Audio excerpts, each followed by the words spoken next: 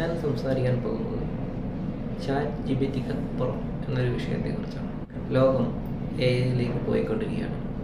ആദ്യം chat GPT ആണെങ്കിൽ അതിനുശേഷം ഡീപ്സീക്ക്, ഗ്രോക്ക്, ജെമിനി, പെർപ്ലക്സിറ്റി, ഇങ്ങനെ ഓരോ എഐകൾ വന്നുകൊണ്ടിരിക്കുകയാണ്. എഐയെക്കുറിച്ചുള്ള ആദ്യത്തെ പേപ്പർ 1950s ഇറങ്ങിയതെങ്കിലും 2017 ഇറങ്ങിയ attention is all you need എന്ന ഗൂഗിൾ പുറത്തിറക്കിയ പേപ്പറാണ് മോഡേൺ എഐകളുടെ ഫൗണ്ടേഷൻ എന്ന് പറയുന്നത്. ഇന്ന് എല്ലാ മേഖലകളിലും ഒരു വിധത്തിൽ അല്ലെങ്കിൽ മറ്റൊരു വിധത്തിൽ ഉപയോഗിക്കപ്പെടുന്നു. Video creation, image creation, content creation, code creation, അങ്ങനെ പല മേഖലകളിലും. സർവീസ് ഫീൽഡിലാണെങ്കിൽ ഇപ്പോൾ ഡോക്ടേഴ്സിന് പകരമായിട്ട് ചില മേഖലകളെങ്കിലും നമുക്ക് ഉപയോഗിക്കാം. ഉദാഹരണത്തിന് ഇപ്പം നമ്മുടെ സിംറ്റംസ് എഐയിൽ പറഞ്ഞു കൊടുത്താൽ അതിൽ ഫീഡ് ചെയ്തിരിക്കുന്ന ഡാറ്റ ഉപയോഗിച്ച് നമുക്ക് എന്ത് രോഗമാണെന്ന് അത് പ്രിഡിക്റ്റ് ചെയ്യാൻ സാധിക്കും.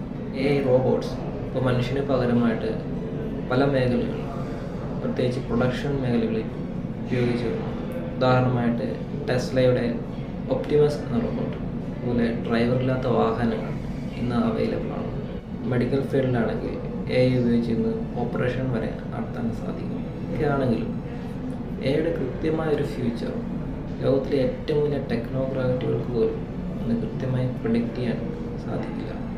എന്നാലും ഒരു കാര്യം ഉറപ്പാണ്, ഇന്ന് കാണപ്പെടുന്ന 70% ജോലികളും അടുത്ത 5 വർഷത്തിനുള്ളിൽ ചേഞ്ച് ചെയ്യപ്പെടും. അത് പറഞ്ഞതുപോലെ കാൽക്കുലേറ്റർ വന്നപ്പോഴും കമ്പ്യൂട്ടർ വന്നപ്പോഴും അതിനനുസരിച്ച് നമ്മൾ സ്കിൽ ഡെവലപ്പ് ചെയ്തു. എഐ അല്ല, ഇനി എന്ത് വന്നാലും മനുഷ്യന് വിശക്കും, അവന് വസ്ത്രങ്ങൾ വാങ്ങണം, പാർപ്പിടം വേണം, ഇതിനെല്ലാം പണം ആവശ്യമാണ്.